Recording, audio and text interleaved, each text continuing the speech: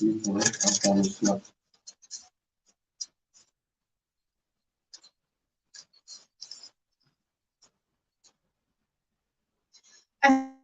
alaikum Thursday morning, alhamdulillah. I've got two beautiful people in studio with me, and they are super excited to be on the air with us today. It's, of course, our recipe segment.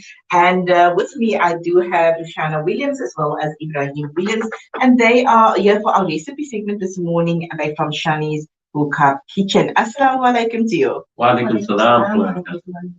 Now, before we get to know who you are and what it's all about, I must just tell the listeners, those who are not watching us live on Facebook right now, that I'm completely disturbed. If I'm stumbling over my words, it's because of the smell that I'm getting in the studio today.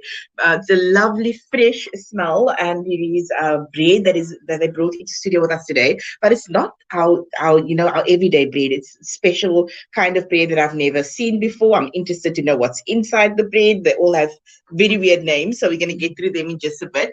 But let's start with you, Rishana. Assalamu alaikum. How are you doing, firstly? Wa alaikum salam, alhamdulillah. We really are fine and we're excited to be here with Voice of the Cape. We listen to Voice of the Cape every day, all day, alhamdulillah. Alhamdulillah. And it's just, it's nice to be on the side of the mic. Yes, and you seem so confident, alhamdulillah. I love that. Shukran, alhamdulillah. I believe in the product, so alhamdulillah. And that's the key. We're happy, Yes. we're happy to be here. So of course, you're here because you've got all of these lovely things that's on display here for those of us who can watch us and see. Tell us a little bit about yourself. How did this start? How did you know that this is something that you wanted to do or wanted to sell? Okay, Ibrahim can start introducing our business. Ibrahim. And then I'll continue. Assalamu alaikum wa rahmatullahi. Ibrahim here. We thank Allah for all the blessings that He gives us daily and for the ni'mat that He gives us. So we lived in Jeddah for 12 years. We taught there as teachers. And whenever it was Eid, Shana would bake bread and other people would bring souffles. And that's how she started baking in Jeddah on a very small scale. And we had friends Nazim, Yomkus, Nagib, and Nazmin, Shaida, Rukaya, and Ridwan, Alwin, Nima, and Ibrahim, and Ruwaida Kriel. And then we returned to Cape Town in 2019. But then, of course, COVID kicked in shortly after that, and we needed to do something to survive. We then started baking the breads in a very small oven that only took 2 breads at a time. This oven we brought from Jeddah, in fact. And then we started selling bread mostly to neighbors and friends. The only reason we stayed afloat was during COVID, it was very tough, of course. But alhamdulillah, there were 2 people who used to give us sadaqah every month. And the one person gave sadaqah on the death of her son. And she gave us money to bake breads and hand out to the elderly people in Bokaap. And the other person, up to now, still gives us money every month to bake breads for his uncles and his aunts. And we take this opportunity to say that Allah must give them barakah and khair in their lives, inshallah, and accept their sadaqat. And this was the only way we stayed afloat. Then from a small oven, we used my mom's very old eye-level oven, a 35-year-old oven, that broke thrice. The thermostat broke, and it was replaced by a neighbor of ours, Sulaiman Dolly. And we also say Allah must bless him and put khair and barakah in his life, inshallah. And then, inshallah, alhamdulillah, we invested in a commercial oven, a very big oven, new. And would you believe, after 3 months, the day before Eid, our biggest, busiest day, this new oven broke down. And we were sitting with orders that had been paid for. And alhamdulillah, our very good neighbor, Auntie Bayra Dolly, and Abu Bakr Dolly, who are they also in business, the biscuits. They allowed us to bake in the ovens, and we were running across the road. And it was raining. It was raining, and alhamdulillah, we got through all our orders. And then lastly, on the 21st of March 2021, we bought a big mixer, and that alhamdulillah is how we started off. Alhamdulillah, that is such. I'm so interested in the history of how you started, because that is something one cannot forget. I also, picked up in what you shared with Ibrahim that Allah's blessed you so many times with, just having to, put people there and put ovens there in place whenever one broke. Alhamdulillah. And that, of course, led you to where you are right now. So maybe from your side, Rukhsana, you were the one, obviously, that played a big role in this as well. What is your role, firstly? Yeah, Ibrahim always reminds me that you can't do everything, even though, Yes. as the baker of at Shani's Homemade Delights, I feel I want to do everything, but I know my capacity and limits, So Alhamdulillah, in the beginning, well, first of all, we've got a lot of support, and we've been blessed with 3 beautiful kids who are almost adults. I mean, Muhammad is almost 30, Roy is 25, and Aisha is 17 now. And she was actually the one who actually helped us doing the rolling in the beginning. Because at the beginning, it was just Ibrahim and I. You do with baking comes a lot of scullery work and dishes, and the plaatjes and things are always dirty. So it started off with the 2 of us, and from Fajr until Maghrib, when people had to collect. And Aisha, our daughter, would help us and I trained her how to do the bagels, and he'd do the egg washing and, the scullery, of course.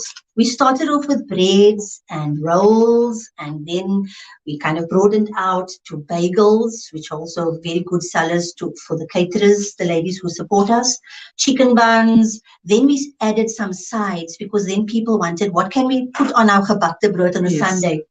So at the beginning, we started baking Saturday and Sunday, and now it's Wednesday, Thursday, Friday, Saturday, alhamdulillah. And if anybody has a big order, we bake any day. We never say no, alhamdulillah, to our customers. Okay. So sides like hummus and labna, all our Jeddah favorites. Then we branched out to salomis, burgers, we make pizzas. We make snook pate, and we have such good people. We've got Buddha Wahid in Racecourse Road, who gives us a lovely fresh home smoked snook, so we can give our customers like fresh goods, Okay. So, Auntie Shana, I just want to just quickly stop you there, because we need to get the recipe as well. We've already run past time, and I know that there's still so much to share on your journey. Yeah. And if there's a bit of time left, we'll continue there, inshallah. But for now, tell us what you're sharing with us today. I know lots of people don't want to share, especially your recipes coming all the way from Jeddah, but you so kindly wanted to share today. Tell us. Okay. All right. So it's a recipe that I started off with, actually, and since then, it's a recipe which is foolproof, right? And I mean, whoever has the recipe, it's a well-known recipe. We don't know who is actually completely responsible for sharing the recipe, but alhamdulillah, the recipe has gone really far. And it's an Arabic dough. It's very versatile. As I said, I started off using only the Arabic dough, but then I broadened out to a Portuguese roll dough and a yogurt dough and a cinnamon dough, and of course the khaliat al-nakhal dough. So they're all different doughs, So should I read out the recipe? Please tell us what we need for this recipe. Okay, so this is a very versatile Arabic dough. You start off with 2 cups of warm water, 5 tablespoons of sugar, 2 tablespoons of yeast, 2 cups of flour, a half a teaspoon of salt, 2 tablespoons of milk powder. Now, this is the secret ingredient that makes this dough really soft. Okay. You're not going to use cream order, you're going to use klim or a normal milk powder, right? Now, you mix the above and you set aside covered for about 10 to 15 minutes.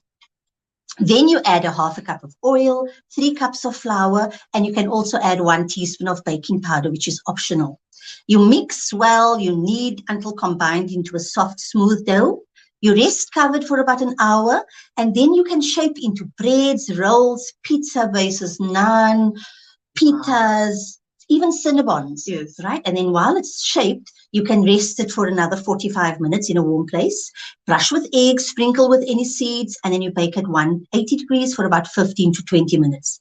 I like to put a sugar glaze of brown sugar and hot water, and also some butter, melted butter, just to be naughty, This amount, the recipe that ease like this, I mean, the one that I shared, makes about 1,200 to 1,350 grams of dough after 1 hour of proofing. So that's the Arabic dough, very versatile. Arabic. What is the do's and the don'ts with this recipe? Because I know that this is the small things that makes the recipe either work or it doesn't work. All right. So when you have made the dough, sometimes you are tempted to add in extra flour because the dough tends to be sticky. I would say rather put it on an oiled, lightly oiled surface and then work the dough with a little bit of oil. The more flour you put, the harder and tougher your dough is, comes out after baking. So yeah. So that's very important that you've shared that into Harinisa, because that is, that might just be that it comes out the wrong way. We don't get an Arabic bread, we get something and else. Things are so expensive these days. You don't want to, waste ingredients, because that's one of our constraints, the price of things going up. Yes, I called you Auntie Harinisa, so sorry it's about okay. this. Maybe I don't know. Okay, so we've got about 2 minutes left. I'm going to be sharing the recipe because I know lots of people are already asking us for the recipe on the WhatsApp line. So don't worry, we're going to be sending it to you. And you can also watch us on Facebook if you want a slow motion repeat of that recipe. You are more than welcome to do that. Join us on Facebook as well. But now, quickly, just earlier I cut you short when we spoke about your part in the business, and you mentioned the running up and down and what happens behind the scenes, how you actually get your product out there. Mm-hmm. How can people make contact with you, and also just for events and just to know what it is that you're selling? Is there a website? Is there social media pages that people can go to? Okay. Yes, definitely. Ibrahim can take over. Yeah. Our number is 074 356 7394. 074 356 7394. That's the main number on which you can WhatsApp us. But the good news is also our son, who's a web developer, gave us a gift and he developed a website. And we are on Instagram. So we are called Shani's Homemade Delights. Shani's Homemade Delights. That's on Instagram. And we have a website called the same name, Shani's. But the main contact is 074 356 7394. We do deliver in all areas. I was delivering myself up to about a month ago, but it became too much. So we have someone who delivers at a very nominal fee.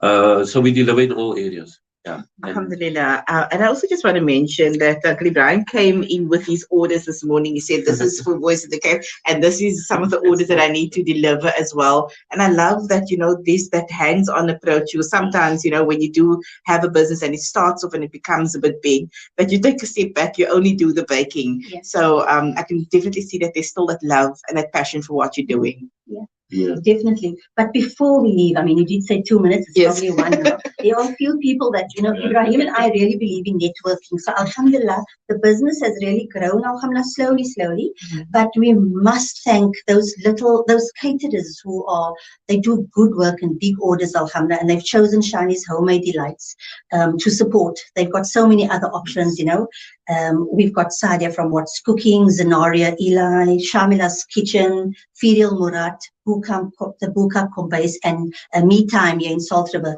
They all buy their bagels and their little rolls, for their catering. We do catering platters as well, but we love supporting those people and networking, Mm-hmm. And alhamdulillah, all our businesses can then grow, at that time.